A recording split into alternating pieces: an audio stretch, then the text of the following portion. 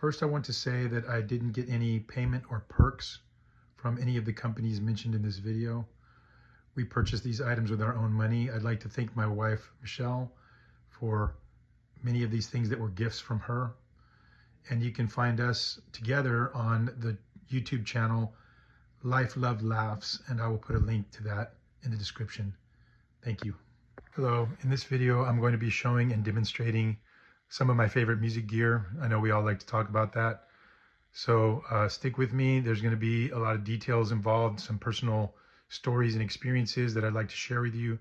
So I hope you enjoy it. First, here's a preview. Check out the sustain on this guitar and amp with a perfectly clean setting.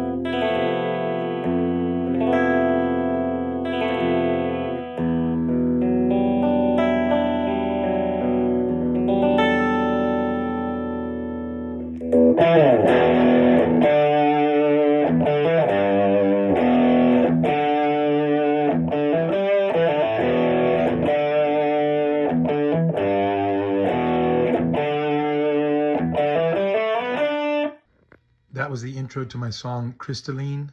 Please look for it on my channel. And it uses for the guitar parts exclusively the equipment that I just demonstrated. First, a couple of items that I won't be talking about much in this particular video. This is my favorite guitar, the Emerald Virtuo. It's a carbon fiber electric acoustic hybrid. And this is the only high-end guitar that I own. I had to make payments to purchase it. And I think it's good to have something like this in your collection if you're able to make it happen. But in this video, I want to focus more on very affordable gear that's also good quality. Okay, and then I have my big Marshall amp here. This is a 40-watt amp that I use for loud gigs, but also I do use it some for home recording as well. But again, I'm not going to be spending a lot of time talking about or demonstrating this. There's plenty of videos out there about the Marshall DSL 40CR, so you can take a look at any of those if you'd like. In this video, I'm going to focus more on some gear that's kind of off the beaten path. And I'm going to start with a guitar that I bought over 20 years ago. It's a Cort G300, basically a Strat style body.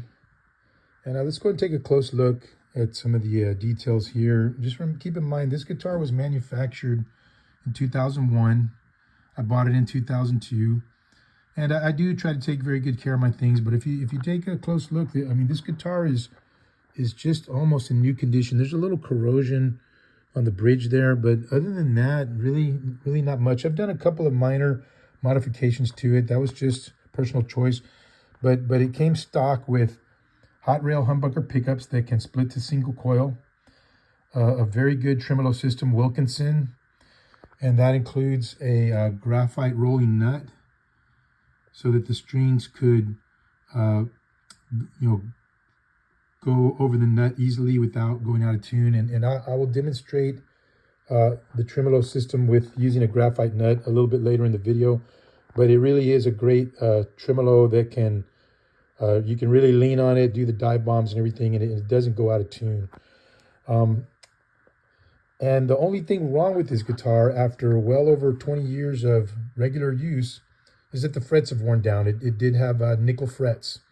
And so that is the only reason that I have recently purchased another Cort guitar. And I want to say before I move away from this one, that the price was very reasonable. When I was looking for guitars, shopping for guitars over 20 years ago, I looked at Fender. I wanted to get something similar to a Strat, and I looked at the different models of Fender, you know, the ones that were made in Mexico. I used to own a Japanese Fender Strat that was made during the 80s. I really loved that guitar a lot. It had a Floyd Rose tremolo system. It was kind of a hassle. It was a great guitar to play, but you know, it's when I went, you know, I sold it at a certain point, and I had actually a chance to buy it back again, but I decided not to. I decided to keep looking, and this is what I found. Even after looking at brand new made in Mexico Fenders, made in USA Fenders, you know, I had the money at the time to buy any one of those, but I decided to get this one, and it was 20 years ago, but the guitar was $650.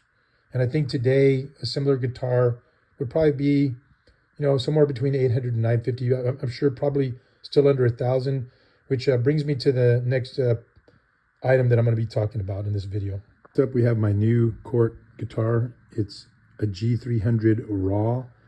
The G300 comes in a couple of different finish options. This one is mahogany body, mahogany neck as well, although it's a slightly different type of mahogany. And then with a walnut top, which is a feature that I really like. And I'm going to talk more about that a little bit later. Has a very high quality components. It has the floating bridge with tremolo, just like the other Cort I showed a little while ago. Also a graphite nut. This one is not a rolling nut, but I've been using the tremolo in the same way that I use it on the other guitar. No tuning problems at all. I've done some pretty heavy dive bombs and been pretty rough on it, and the guitar stays in tune very well. This one is not the same pickup configuration as the other. It's got two humbucker pickups, and the single coil options on this one are a little bit different. I do like them, but they're not the same as the other guitar. So in the it's a 5-way toggle, just like a Strat, but in the bridge position, it'll be only the bridge humbucker. And then, of course, in the neck position, it'll be only the neck humbucker. In the middle, it's going to be both humbuckers. But if I go to, I believe this would be called second position, that is going to be the outer coils on both pickups. So it'll be this coil and this coil. So you get the brightest possible sound of all the coils and the darkest possible sound of all the coils combined. And then if I go to fourth position, then I'm going to be getting the two inner coils. Okay, so the bridge coil that's a little closer to the middle, and then the neck coil that's a little closer to the middle. And they do sound quite different from each other. So you don't get single coil options with only one coil, but you can get two single coils together. And to me, this is all I need for my purposes. I mean, there may be some people out there who are really concerned about having only a neck single coil. I know that's a pretty popular sound. On my other guitar, I actually use the middle pickup quite often compared to a lot of people, I guess. The middle pickup by itself. So I don't have that on this guitar. But to be honest, the playing and recording I've done so far, I haven't really missed that too much. This guitar also has 24 frets, whereas the other one had 22. And the frets, this is one of my favorite things about it, the frets are stainless steel. So we're not going to have them wearing out, you know, after, you know, I've played it for a number of years, and then, oh no, everything's still fine with the guitar, but the frets have worn down. That's not going to happen on this guitar the way it did on the other one. It's also got the truss rod adjustment right under the strings here. So there's nothing up here on the headstock that has to be removed or accessed or anything up in there. It's right under the strings by the neck pickup. Oh, one more thing I wanted to mention about this: the neck pickup only, being in a little bit different position because of the 24 frets. It does have a little bit brighter sound than your typical neck pickup, and it almost, to be honest, almost starts to sound like a middle pickup would on a Strat. That's something I actually like about it, but it might not be something everybody likes. I enjoy having a pickup that's not as bright as a bridge and not as dark as the neck. So a pickup closer to the middle is actually a feature I enjoy having. In a moment, you'll see me playing the guitar a little bit. And one of the things I want to mention about that is that with the walnut top and the walnut cabinet in the amp that I'm going to be talking about in a moment, I really like the way they match up with each other, both visually and somebody will probably disagree with me about this, but I think there may be some sort of resonance going on with the wood cabinet and the wood top, because I've noticed that when I play this guitar through this amp, even with a very, very clean sound, the sustain just keeps going. Like I demonstrated a little while ago. You can play, especially one of the lower strings or a chord, and it's just that sound's just gonna keep floating there for a while. It takes it a while to decay. And I don't know, maybe it's just the electronics, combined electronics of the guitar and the amp, but I just feel like it might also have something to do with the fact that both have the walnut material involved. This is the Ashen Goldy 8-watt tube amp, and I have another video that's completely devoted to that, so I'm not going to be spending a whole lot of time talking about it. I just want to reiterate that it is a custom-made cabinet. You can choose different types of wood. You can choose what you want, what type of grill cloth you want, and they also will do pictures on the grill if you want that. This one just has the Ashen logo, and then it's a very, very simple control panel. It's got starting from, I'm going to go right to left. So we have our input, and then we have our gain, which is like the preamp control, preamp power control. Then there's treble and bass, or if you want to think of it as high and low frequency controls. Okay, and then it's got a master volume. And one of the things I noticed about this amp, that even though it's got 2 power tubes in it, and it's single-ended, but even when you turn it up really, really loud, like all the way up like that, and I'll do a demonstration of this a little bit later, but you're gonna get still quite a bit of clean headroom. It doesn't really break up very much. You have to actually take one of the power tubes out to get it to break up, even turning it up pretty loud. And so it's a great studio amp for having the option of a lot of clean headroom at a pretty high volume, or break up at a moderate volume if you remove one of the power tubes. Since it is an amp that is mostly made for playing with clean sound, it doesn't really break up a whole lot. If I do want to get more crunchy overdrive or distortion type sound, this is the only pedal I'm using for that. And it's a very simple, affordable pedal, the Joyo American Sound pedal. And they also make a British sound. So if you go with the American Sound, you're going to get sort of a range from early Fender to later hot-rodded Fenders. And then the British Sound is going to be more of a Marshall type tone. I went with the American because I already have a Marshall amp and I don't own any Fender amps. That's something else I want to mention. This is I don't want to get too negative here, but if I'm going to be honest, I don't buy anything from Fender nowadays. When I go guitar shopping, I tend to look for products like this. It's got some aspects of the Fender Strat and Telecaster, the 2 classic Fenders, but it's way more affordable. You get, with something like this, you get the most specs for your money, as people say, SPECS, specs, specifications. So you're getting high quality components, such as stainless steel frets and good hot pickups and everything at a very affordable price. This guitar is well under $1,000.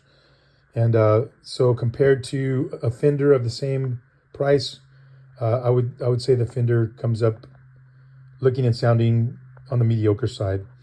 And same with their amps. The amps to me are overpriced. They have complicated, delicate circuits, components on the cheap side. some questionable construction choices and so on. So I don't buy guitars or amps from Fender at this point. Maybe in the future that could change. I don't rule that out. A big part of my gear philosophy is getting the most for your money, not only in terms of quality, but also in terms of features and versatility.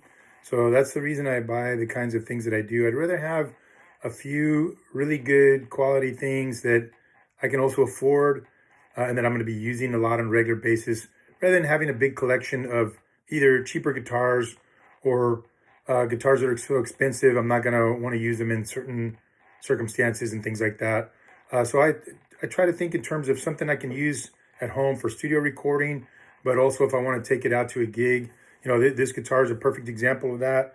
Along with the cup, these are my main amps that I rely on here. This is more of a studio amp, and that will stay at home most of the time. But with the Marshall DSL 40, I can pretty much play anything from home studio to a very loud gig. If it was a really huge venue, it might have to be mic'd to the PA system. But I've played some very loud situations before without having to mic it. And then I've also done a wide range of styles with this amp. Everything from country and blues, even church music, all the way to like really heavy high gain rock, really loud, and it works for all of those and sounds good. Okay, so here's another piece of gear that I've had this cable, believe it or not, since I bought my older Cort. So over 20 years ago, I bought it at the same time as a guitar. It still works. It's a Planet Waves cable. You can see there that the construction, the housing of the plug and everything is very sturdy. So I'm gonna turn this amp on. I'm plugging this into my Joyo American Sound. The pedal's not on right now. I'll keep talking for a minute while the amp warms up. And I just want to show you, just some fooling around, talking and playing a little bit, and you're going to see the range and the versatility of this gear. So here's the Cort with the bridge pickup humbucker only. I'm gonna go to neck only. I'm gonna put it in the middle position, just strumming an E chord. Okay, I'm gonna go to second position, which is the outer coils only. Okay, fourth position, which is the inner coils only. Now I'll just kind of do a little fooling around with each one. This is amp only, no pedal at all. It's not turned down real low, but it's not real super loud either. It's about, I'd say roughly half power. Okay, and it's getting just a little bit of grit on the sound, but nothing really super dirty. Okay, I'm gonna go ahead and move it from the bridge to the outer coils and just kind of play around.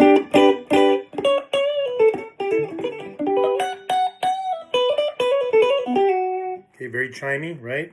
Okay, middle position, which is both humbuckers.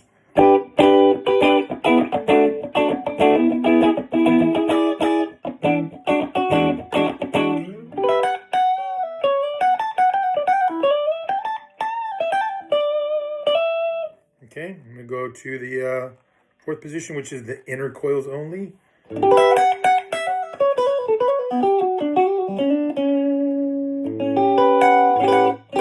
Let's compare that let's go back to the second position real quick and compare those. That one's a little bright, a little chimier, a little brighter. This one's slightly darker, but still crisp and chimey. It's got that single coil sound. And then the neck only. Neck humbucker.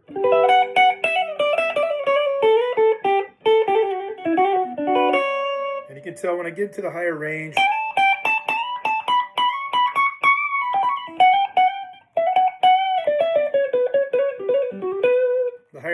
maybe has a little bit brighter sound than a typical neck humbucker. So, you know, that's because of the placement in relation to the, the 24 fret fretboard. Okay, I'm going to go ahead and pull out the tremolo now, and I'm going to demonstrate how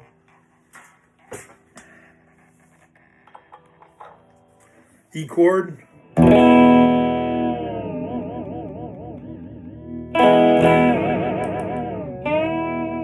Okay, really leaning on it there. E chord again. Still basically in tune. Okay, I'll do a little bit of that with, let's go ahead and add the pedal now. We're going to get some, a little bit higher gain, some distortion going.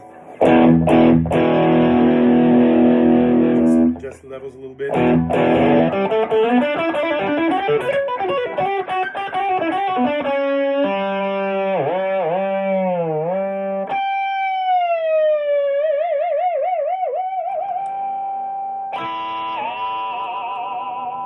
Let's beef it up just a little bit. I like the voice knob on this pedal because what that's going to do is get you a little bit more as you turn it to the right clockwise. It's going to give you more high frequency. It starts to sound a little bit more like a wah-wah pedal, you know, at least part of the way down, or out of phase type pickup sound.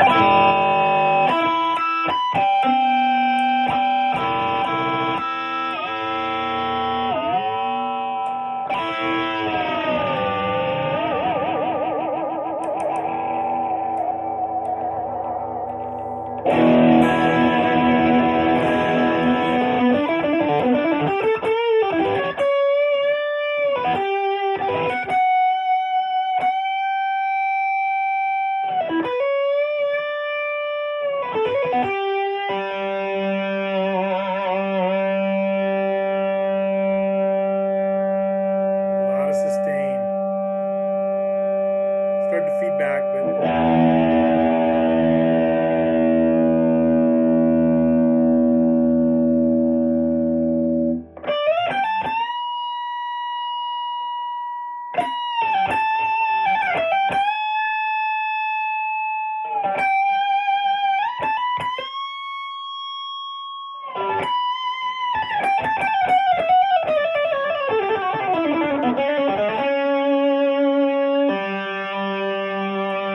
let's clean it back up. I'm gonna play an E chord.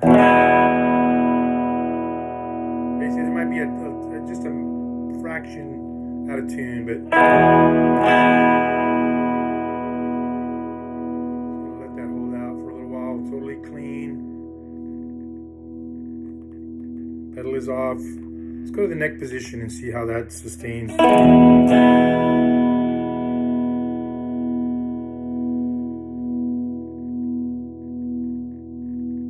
can still hear it. I don't know if the mic is picking it up very well now. But yeah, it's very, very resonant. You know, both the guitar, I think, and the amp together make a great combination. So check into these items if they interest you. I appreciate you being patient, staying with me for the personal anecdotes and so forth, and a little bit of playing and demonstrating as well. So please like and subscribe if you haven't done that yet, and see you on the next one.